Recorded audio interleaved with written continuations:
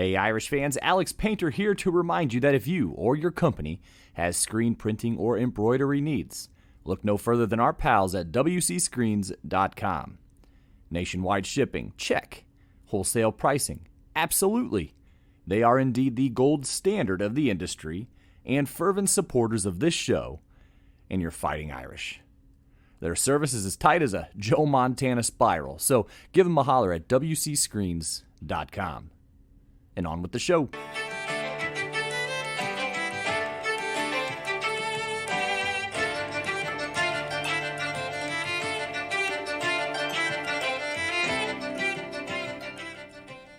Well, I took the whole family to the Blue and Gold game for a second consecutive year in April 2023.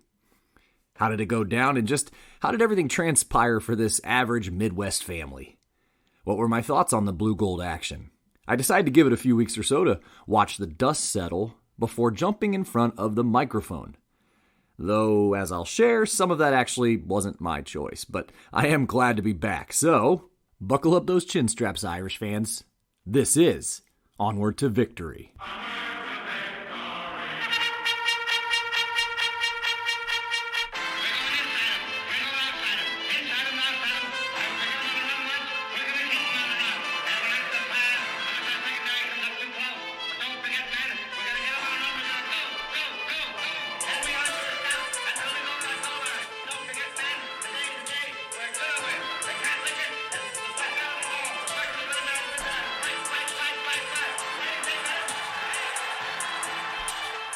Hello, Irish fans, and welcome to Onward to Victory, a Notre Dame football podcast.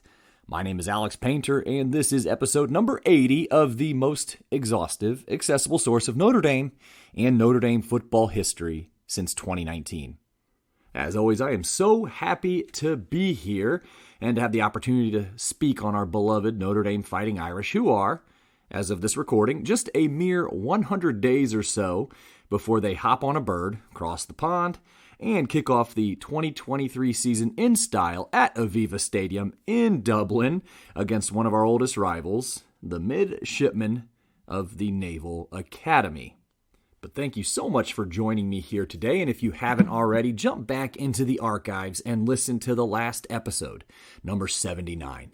It was the third volume of Alex's Irish Anecdotes, but in that episode, I discussed 4 topics, including when the bicycle craze reached Notre Dame and the hilarity that ensued, a famous rock star's affinity for the Fighting Irish, a story not often told about famous coach Knute Rockne's stints in professional football, and finally, a bit about the Bengal Bouts, one of the longest tenured annual traditions on the Notre Dame campus.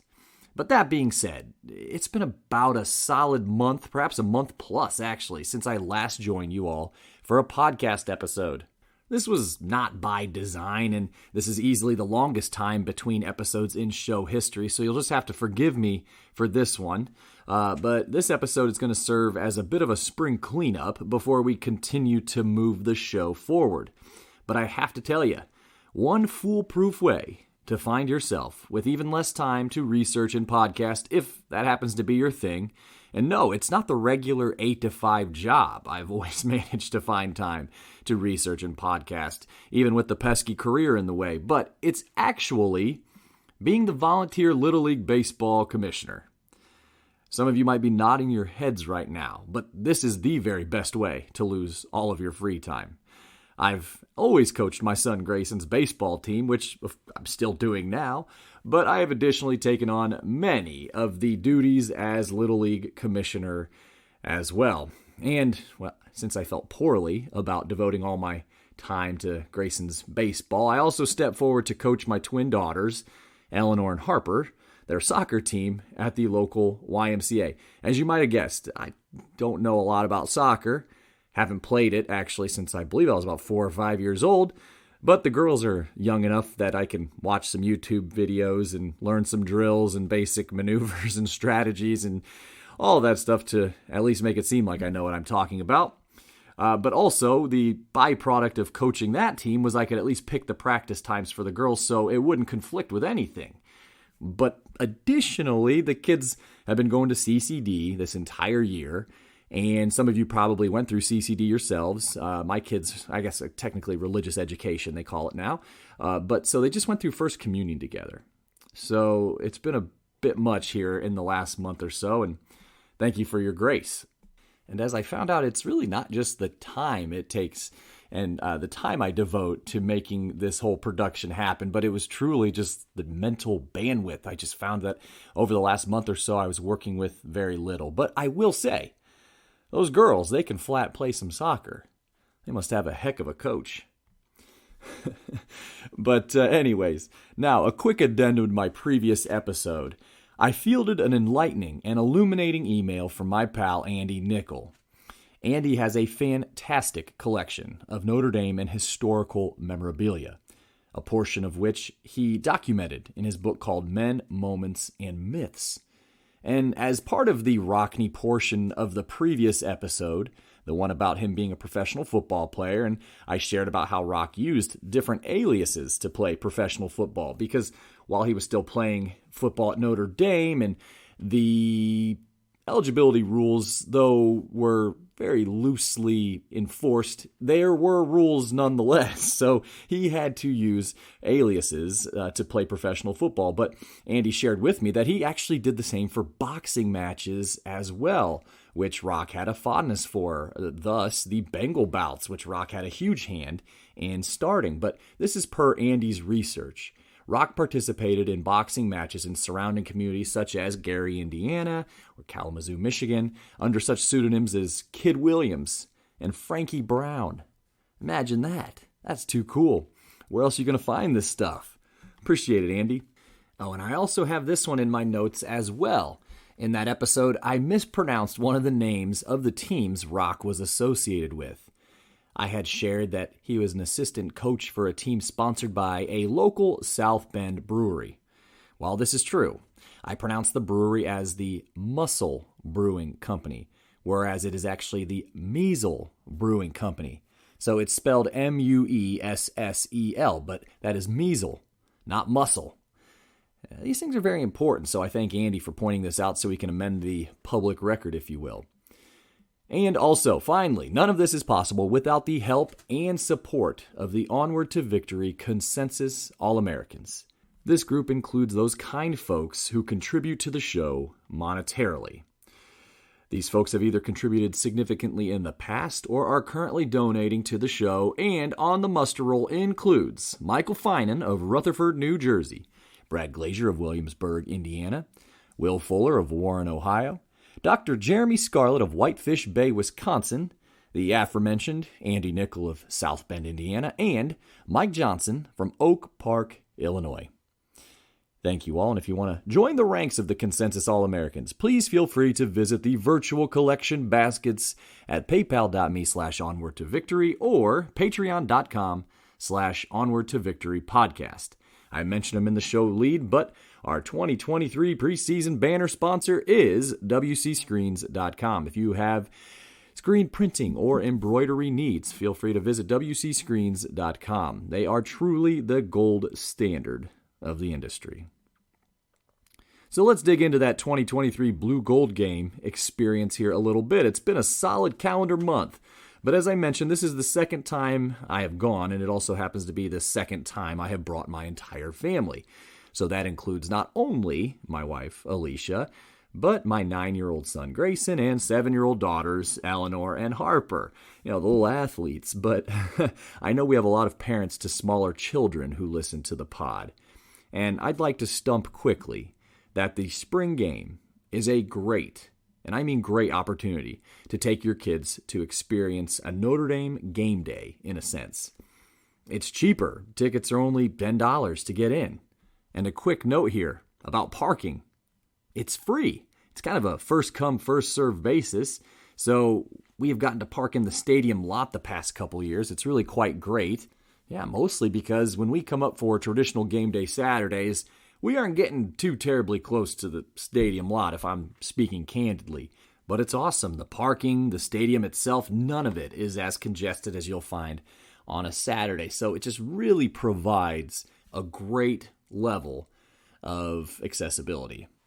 which, speaking of, I kind of had to chuckle to myself when I saw that the attendance announced was nearly 33,000. Now, perhaps that was the amount of tickets sold, but I'd hazard a guess that there might have been about 10,000 people in the stands, maybe a little more at any given time. Maybe someone would disagree with that, but it was pretty sparse, and weather most certainly played a role in that, but more on Mother Nature here a bit later. But again, this whole package means you can get really nice seats to watch Notre Dame football, as nearly the entire stadium is general admission. So again, just a plug for families, even families with small children. There are activities, there are games. Feel free to take them. And then, of course, you just get really good seats to watch some Notre Dame football, albeit inter-squad scrimmage Notre Dame football, but Notre Dame football nonetheless. So the spring game really truly does check a lot of boxes for my family. So we made the trip to South Bend on Friday late afternoon, and soon we found ourselves on campus. And we had the good fortune to take in a lot of the sights that you just gotta see when you're there on Friday, which also happened to be a pretty sunny 60-ish degree day. It was awesome. It was the exact opposite of what we would see the following day. In addition to my immediate family, we were also joined by one of my younger brothers, Colton, his girlfriend Sarah, and our mom's husband, Carl, there as well. So we were a party of 8 and had virtually free reign around campus on Friday. We walked over to the Basilica and the Grotto, the main building, God Quad, pretty much that whole wing of campus, and I gotta tell you, it was a beautiful day for it. So there were actually 7 of us roaming around because Carl, his knees were kind of hurting him a little bit, so he decided to stay back and sit on a park bench between the Rockney Gate and the Hesburgh Library, and there was actually a stage set up as they were unveiling the 2023 shirt design. So it was pretty festive. So while we were exploring campus, Carl was kind of left to his own devices, again, just kind of staying stationary near where all the action was. Again, they were unveiling the shirt, which is kind of a big deal, but wouldn't you know it, while Carl was just kind of flying solo on this park bench, who sits down next to him? Head Coach Marcus Freeman. Yes, he found Carl on the bench, sat next to him, and they had a bit of an exchange and just kind of talked about football. And when we returned, we were in utter disbelief that we had not only missed our opportunity to have a chance meeting with Coach Marcus Freeman, but Carl had actually failed to take a picture with Coach Freeman. But I told myself I wouldn't dwell on that one. I know the meeting him was cool enough for him, so I guess the picture is something I would have done, but that's all right. So we got our sightseeing in on Friday, and then we actually had dinner at the Legends of Notre Dame. So those who are totally not aware, this is that restaurant that sits about a stone's throw from the stadium. And I believe it has just reopened this year after being closed down for the past couple years, here kind of post-COVID. But I've eaten there before, but I've always perceived it to be pretty competitive to find a seat there on a football weekend. But, to my surprise, our party of 8 was actually seated almost immediately. And I will tell you, maybe we were just really hungry, but the food was really good. I ended up getting the Monk Malloy fish and chips basket. And I'm generally a glass half full dude, but I will say this much. I really liked the old decor of the restaurant. It used to be wall to wall, and I mean wall to wall. Notre Dame photos, etc. There was like a timeline of the history of Notre Dame football, but the new decor was, I'll just say, a bit more subdued. There was kind of a photo of campus every so often on the walls, new wallpaper, new paint, whatever. I don't know, I'm probably a bit of a tacky person, but I really liked the immersive Notre Dame experience from before with the decor that really just kind of screamed at you. And if you were to see the basement of my house, you probably wouldn't be terribly surprised by me saying that. But like I said, either way, the experience was a good one. The food was great. The service was great. Just if not, the decor has changed, and change is hard, you know, but we stayed in South Bend, about a mile or so from campus, and early the next morning, so now we're into Saturday, we headed over to campus because we wanted to stop off at the main bookstore, which we did, and we pretty much saw most of the women's basketball team, including star player Olivia Miles walking in. After another quick stop at the Notre Dame discount store, and if you haven't been there or if you're not aware of it, make sure you check into it the next time you head to South Bend. It's just that. It's a discount store, and there's a lot of really good deals that you can find there on Notre Dame apparel particularly. But we paid a visit with our dear friend Jim Augustine at Augie's Locker Room. And if you're otherwise familiar with Augie's Locker Room, head over to Google and check it out. It's a museum quality store, and Augie just happens to be one of the kindest, most gracious dudes you'll ever meet. So we stopped off at Augie's, and then we were in business for the tailgate. Though the joist lot was closed, as it appears they are putting a geothermal system in below it, we were still able to park relatively close to the stadium in the front lots. Now, on to Mother Nature. In watching the weather for the better part of 2 weeks ahead of the game, it kind of waffled between cloudy, rainy, high of 45, high of 50, so on and so forth. This was not going to be a pleasant day. We kind of knew that going in, but we didn't expect it to be as miserable as it ended up being. So the day of, it looked like it was going to be cloudy, a high of 50, and if you were to believe the Apple Weather app, which you probably shouldn't, there was only a chance of precipitation, and it was supposed to be around 5 p.m. Needless to say, the wind whipped all afternoon, and there was just this really nice rain, snow, sleet-like combo that pelted the players and crowd alike for nearly the entire afternoon. So, how else to say it other than there were various members of my family that were absolutely miserable, and at least one in multiple ways. Eleanor had actually puked in the parking lot not once, but twice before the game. The first time, she just narrowly missed me while I was sitting in my lawn chair. It was one of those times where, your kids, Eleanor definitely wasn't sick, and she clearly felt much better as something she had eaten had just not agreed with her. And so she just was like a brand new person after this happened, so she insisted that she wanted to soldier on, and that's exactly what she did. Oh, so how was the game itself? Well, in looking at the rosters, I thought that both teams had their pronounced strengths over the other, and I assumed it would be a close game. Everyone knew that all eyes in the stadium were fixed to the purported quarterback battle between Gold quarterback and Wake Forest transfer, the most prolific passer in ACC history, Sam Hartman, and Blue quarterback, Gator Bowl MVP, Tyler Buckner.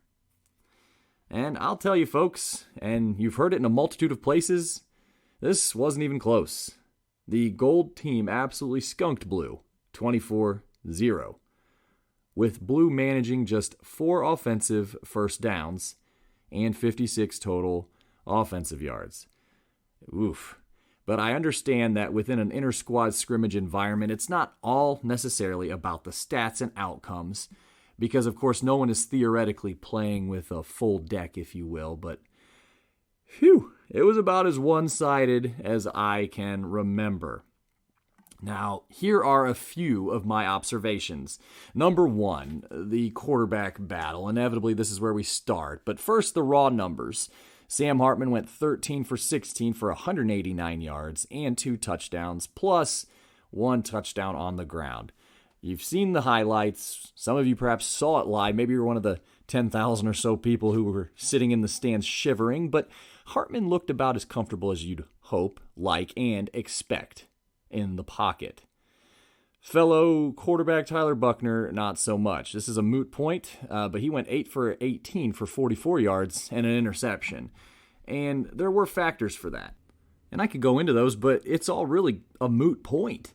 Approximately 5 days later, our boy Buckner transferred to Alabama. Yeah, so there will be no quarterback controversy nor perceived battle in 2023, folks. Sam Hartman is the ride or die.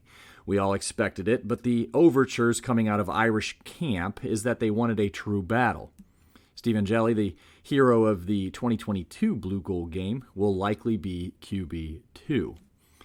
And this is a great thing, by the way. Hartman enters and can fully embrace QB1. And he's clearly developed a strong rapport with the Jadens in Jaden Greathouse and Jaden Thomas, who combined for 15 catches, 189 yards, and a touchdown during the spring game. And this is awesome, especially for the freshman Greathouse. But I do think Hartman is the type of passer who could probably gain strong chemistry with any of his receivers, though. But like most of you, I'm dying of curiosity regarding just how Hartman is going to do in 2023. I think we all have a good sense, but how high is that ceiling? Simply put, though, at the Blue Gold game, you saw exactly what you wanted to out of a sixth-year transfer who's played a metric ton of meaningful football. But other than Greathouse, other soon-to-be freshmen caught the field as well, including 2022 Indiana Mr. Football, Drake Bowen. He logged 5 total tackles and a QB hurry. And Drake looks like he's going to be very good. I wouldn't even say that's a deep dive as far as prognostication works, but he just does. He looks like he's going to be very good, and I guess probably most people can see that. But quarterback Kenny Minchie was also in the house, and he completed a couple passes, 2 of 7 for 7 yards. So it was cool to see some of the freshmen come in and at least get some reps, and you kind of got to see your first glimpse of them. But another observation is just something that we talked about earlier, which is the transfer portal. Buckner wasn't the only one to hit the portal post-Blue Gold. Receiver Lorenzo Stiles also on his way out of town. Same with running back Logan Diggs and linebacker Prince Colley. And I totally get it can be very unsettling to hear these names that we've heard quite a bit over the past few years, that they are packing their bags and heading elsewhere. But I will say that all of these position groups that these guys formerly belonged to at Notre Dame all carry quite a bit of depth. So it is what it is. But we aren't seeing the mass exodus in South Bend that we are seeing in, say, Boulder, Colorado. I had to say something. While I really liked and followed Coach Deion Sanders, better known as Coach Prime, when he was with the HBCU Jackson State and kind of polling some of the biggest recruits in the nation to this very small, historically black college, what is going on in Colorado, where his new job is a bit more extreme. Imagine Notre Dame getting a head coach and subsequently 70 players leaving the program in about a 6-month span? 70. Including, I think, over 50 kids on scholarship. That's what's happening in Colorado. And I know winning is the best elixir to everything, mostly. But there are tons of people, I'm sure, who are rooting for Coach Prime to fail at this point. And honestly, I've always been a proponent with win with the group you have. Win with the guys who want to be there. But I will say, turning over that much of your roster so quickly, again, 70 players, give or take, it's probably more already, in just the past 6 months or so, I think that's I hate to use this word because I don't use it lightly, but an embarrassment to the institution of college football. I have no issue with players picking up and leaving and going to a better fit. You only have so much time to maximize your career in college to get on the field and show what you can do if you have aspirations for playing at an even higher level. I don't fault a kid transferring here and a kid transferring there, and I know the transfer portal's rules have changed, but the fact is what's going on in Colorado with that roster composition, subsequent roster turnover, it is a bit of a sham, in my opinion. But that's just mine. That's just it. So, and to be clear again, I don't fault the kids. They deserve to have as much agency as possible to where they play. But I also don't believe you'll have that much turnover with a program that is cohesive and transparent with them. Those are my 2 pennies. Anyway, in terms of what's going on here in Richmond, Indiana, that is, I will tell you that this past week it has felt like all roads lead through Richmond. And that is because there is a youth and family treatment center here in Richmond called Warrenly, which works with at-risk and troubled youth from across Indiana and also into Ohio as well. But their CEO is named Daryl Gordon. And Daryl was on the 1988 Notre Dame football team. That great 1988 Notre Dame football team at that. So Daryl is not shy about using his Notre Dame connections to bring really high-profile Notre Dame folks to Richmond in order to raise some money for his organization. So, wouldn't you know it, every spring they hold a golf outing, and a golf reception kind of precedes the actual golf outing. So, last year they had Rocket Ismail be the celebrity person at the golf reception, and they've just had a lot of different guests over the years. I shared a picture last fall of myself and Jerome Bettis because he was the headliner at the annual fundraising dinner. It'll be Manti Te'o here in 2023. But wouldn't you know it, the celebrity guest for the golf outing, and again, the golf reception that precedes it, was head coach Marcus Freeman. So believe it or not, Marcus Freeman came to Richmond, Indiana, did get a key to the city, and was the featured guest and speaker, celebrity, if you will, of the golf reception. And working here locally, and my wife Alicia is the CEO and executive director of the Boys and Girls Clubs here in Wayne County, and I guess just somehow we ended up on the guest list to help with the event. So there was maybe about 80 or so people there at this reception, and so you just had a ton of access to Coach Freeman. And Alicia and I just happened to be in the room when he gave the kids who were residents of the facility a kind of a bit of a pep talk. And man, it was awesome. And then subsequently, there was a bit of a fireside chat, if you will, between Daryl Gordon, Coach Freeman, and Mike Lehner, who is their resource development guy there at Warrenly. And they talked about the upcoming season. They talked about the challenges of working with kids these days, because that's kind of what Coach Freeman works with. He does work with kids. We don't think of them as kids oftentimes, but that's still kind of what they are. And Coach Freeman just strikes you as someone who is very genuine, tries to be very transparent, despite it's hard sometimes to be transparent when you yield so much power with one of the biggest football programs in the country. But just a kind, seemingly gentle person. Obviously, you see his demeanor change every so often on the sidelines. But it was just awesome to be able to listen to him speak and to play host to the head coach of Notre Dame football in small Richmond, Indiana, population 35,000. Oh, and it was not only just Coach Freeman. We're kind of all under a big top tent, and there's a little stage with a few chairs set up, and that's where everyone's speaking. But in a break in the action, I literally turn around, 180 degrees behind me, and none other than Alan Pinkett is standing there. And so I had to get my picture taken with him as well.